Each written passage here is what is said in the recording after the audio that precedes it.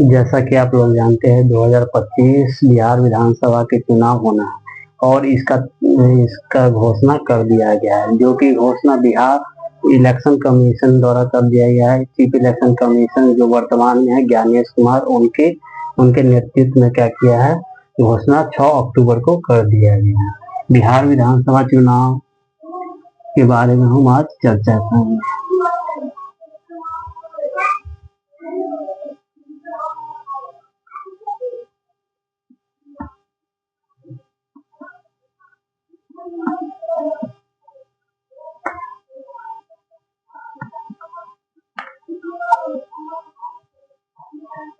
बिहार विधानसभा के चुनाव के बारे में चर्चा करेंगे, जिसमें कुल कितने सीटों पे होगा, 243 सीट।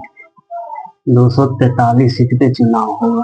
कितना सीट पे होगा, 243 सीटों पे क्या होगा, चुनाव होगा।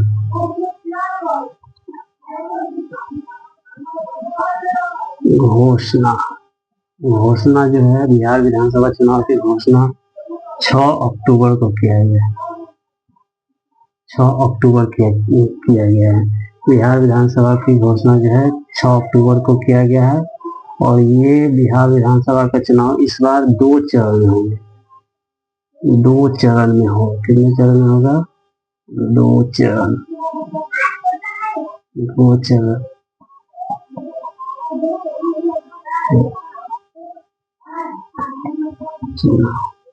बिहार विधानसभा का चुनाव इस बार जो होगा 2 चरण में होगा। पहला चरण हो गया, प्रथम चरण।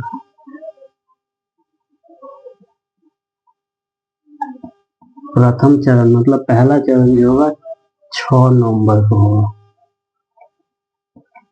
बिहार विधानसभा का चुनाव पहला चरण जो होगा 6 नवंबर को होगा। दूसरा चरण जो होगा 11 नवंबर को।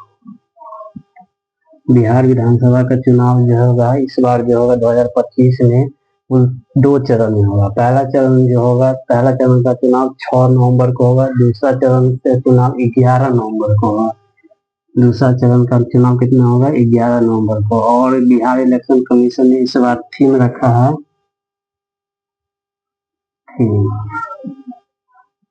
बिहार इलेक्शन कमीशन 2025 में थीम रखा है, mother of all democracy. Bihar विधानसभा चुनाव 2025 का थीम है mother of all democracy. Mother of all democracy.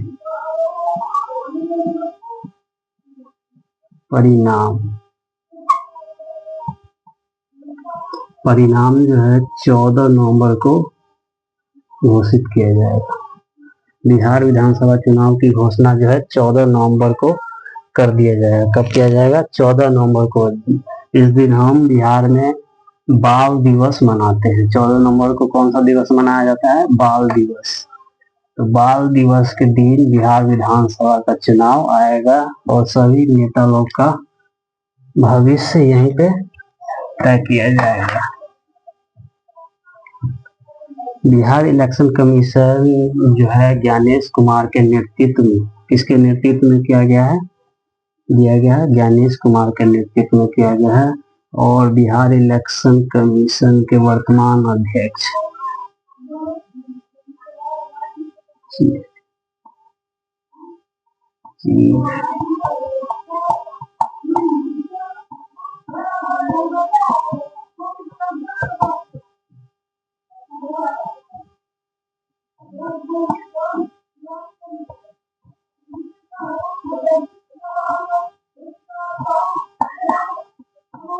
वर्तमान में चीफ इलेक्शन कमीशन कौन है, ज्ञानेश कुमार है। इसी के नेतृत्व में क्या किया गया है, 2025 के इलेक्शन का क्या किया गया, 6 तारीख को घोषणा कर दिया गया है।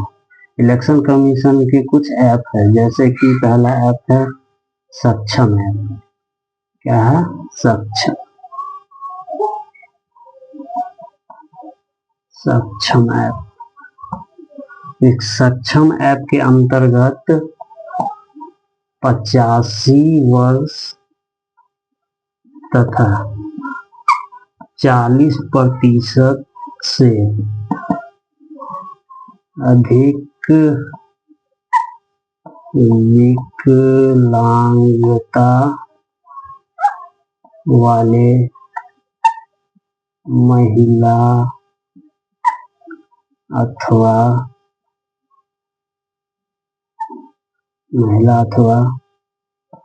पुरुष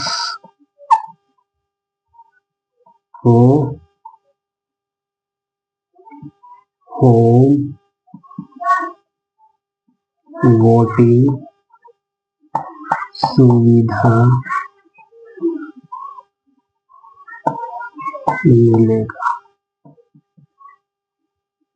मिलेगा। इलेक्शन कमीशन का एक ऐप है जिसका ऐप है सक्षम ऐप। इस सक्षम ऐप के अंतर्गत जो 85 वर्ष से जिनका आयु 85 वर्ष से अधिक हो गया है और 40% से ज्यादा विकलांगता है तो वो उनको घर बैठे वोटिंग करने की सुविधा प्रदान किया जाएगा, अर्थात होम वोटिंग की सुविधा प्रदान किया जाएगा। इसी में एक और ऐप है और ऐप का नाम है KYC भी इलेक्शन कमीशन का ही ऐप है। दूसरा ऐप है KYC। क्या है? KYC का मतलब क्या होता है? Know your candidate. क्या होता है? नो योर कैंडिडेट मतलब उम्मीदवार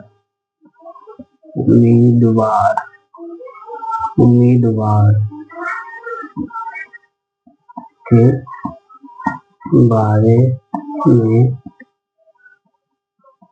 जानकारी प्रदान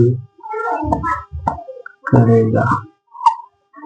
KYC क्या है? इलेक्शन कमीशन का ही ऐप है जो कि नो योर कैंडिडेट अर्थात आपके कैंडिडेट के बारे में क्या करेगा? जानकारी प्रदान करेगा। उसी में एक और ऐप है ECI नेट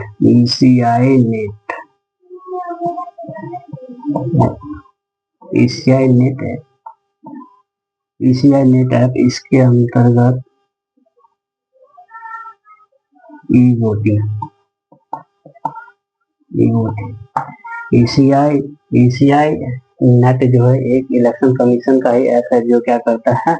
ई वोटिंग की सुविधा प्रदान करता है, अर्थात ऑनलाइन वोटिंग की सुविधा घर बैठे वोट करने की सुविधा प्रदान करता है और ई वोटिंग वाला भारत का पहला राज्य बिहार बन जाए। इस इलेक्शन कमीशन के बाद बिहार ई वोटिंग वाला पहला राज्य बन जाएगा।